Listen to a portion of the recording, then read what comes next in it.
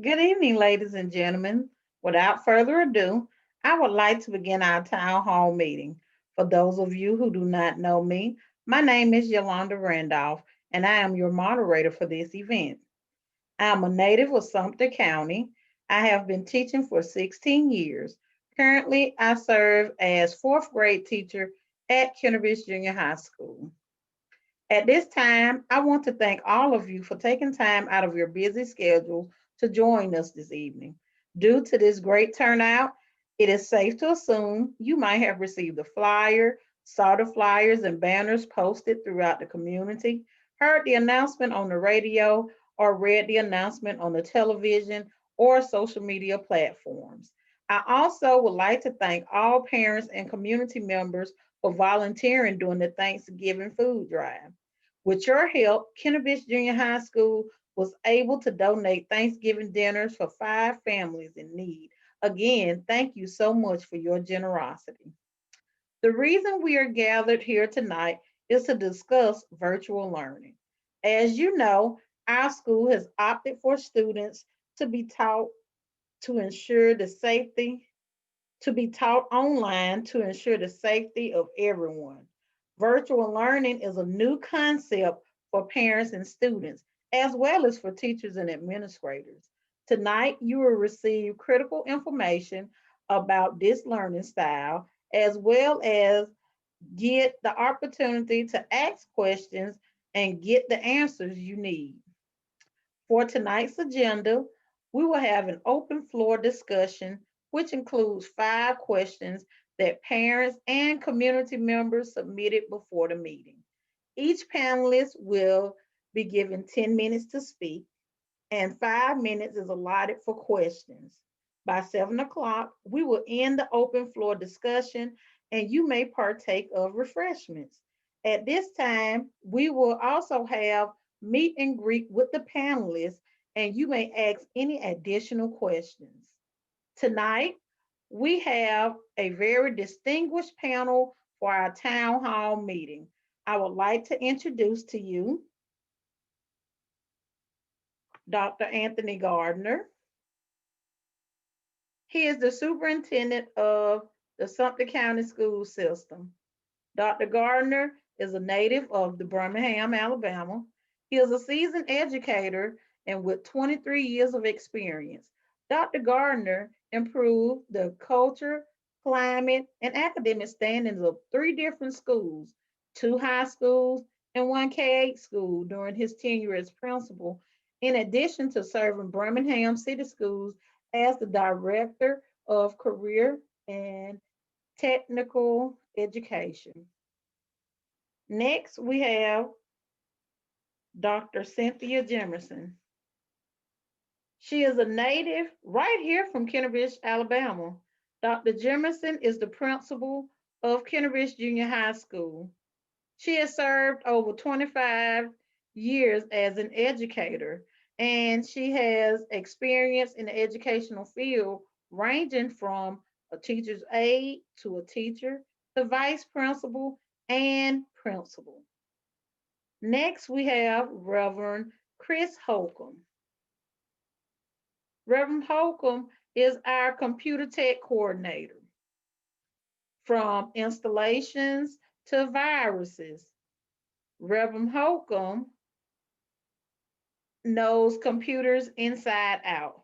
Reverend Holcomb is also the pastor of Gillfield Baptist Church in Pushmataha, Alabama. He also has a gospel television show, South Image Production TV, on CW 12 Sundays at 6 a.m. Thank you so much, panelists, for joining us this evening. Our special guest speaker has been speaking out for the rights of people in the Black Belt for many years. He served in the Alabama House of Representatives from 2003 to 2005. In 2005, he assumed office as a member of the Alabama State Senate, the Democratic Party, representing District 24.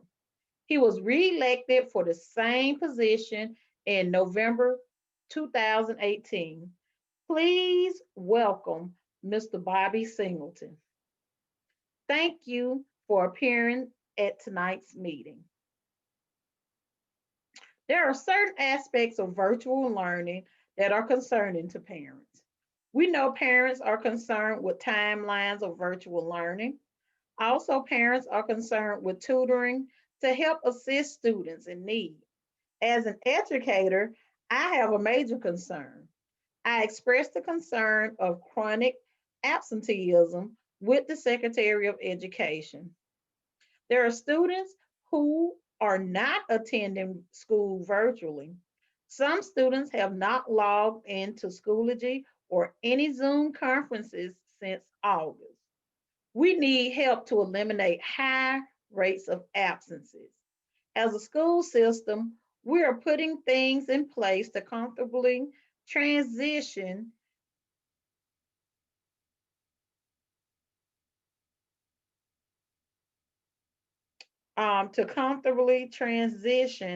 into virtual learning.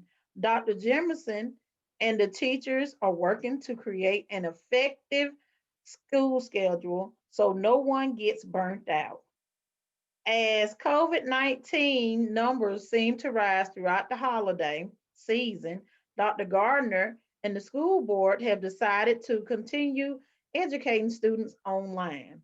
How long this will occur, as long as the numbers are high, we will stay virtual.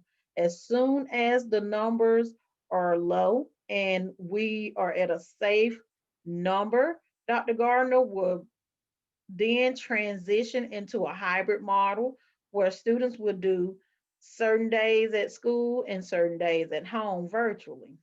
And then eventually we will lead back into all students coming to school. Um,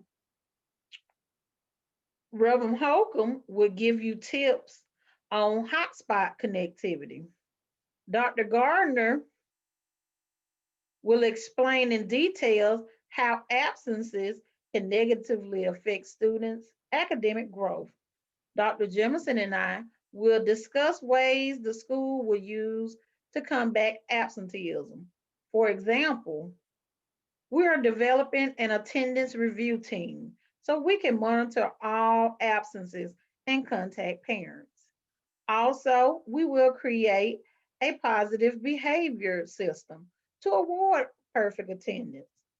Senator Bobby Singleton can provide a political look into education as well as share his personal experience with virtual learning as he helps his daughters.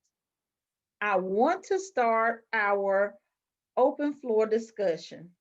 Question one: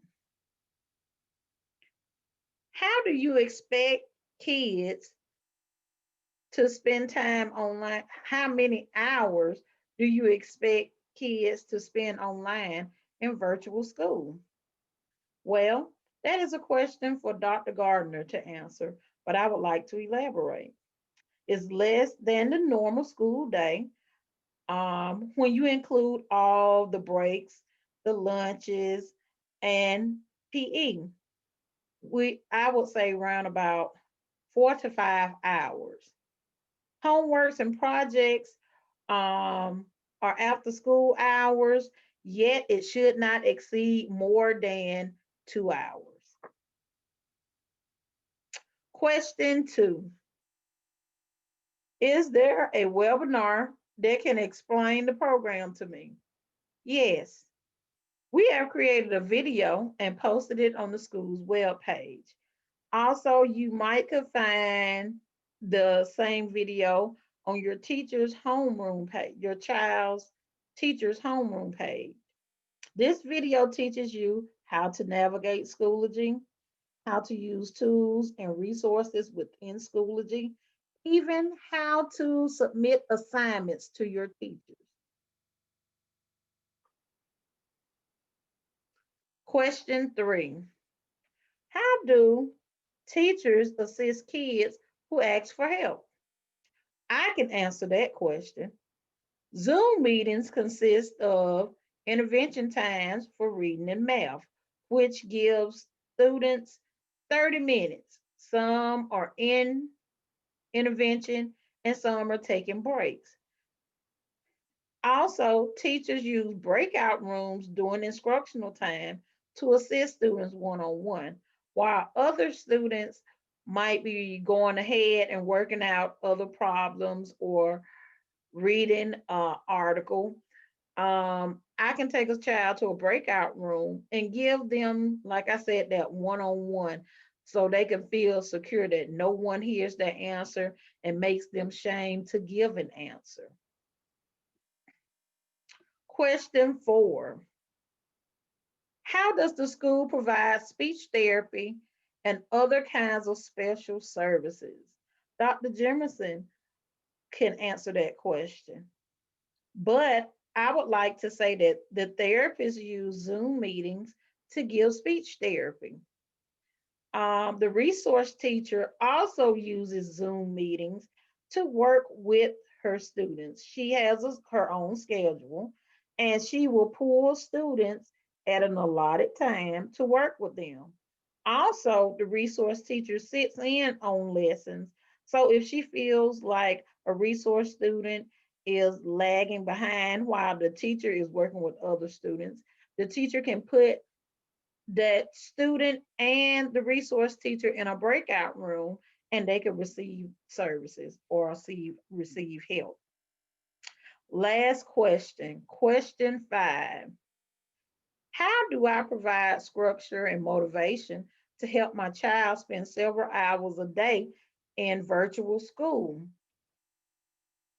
Senator Singleton, please elaborate on this.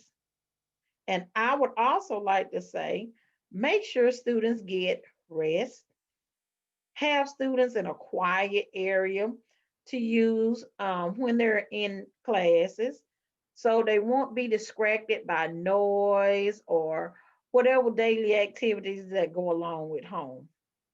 Um, Sometimes parents, it's okay that you come in and sit in and watch class from time to time and always congratulate them when they've done a good job, whether it's on a test, whether they paid attention in class and was able to answer questions. Give them that pat on the back so they'll be reassured. Well, this is the end of our open floor discussion.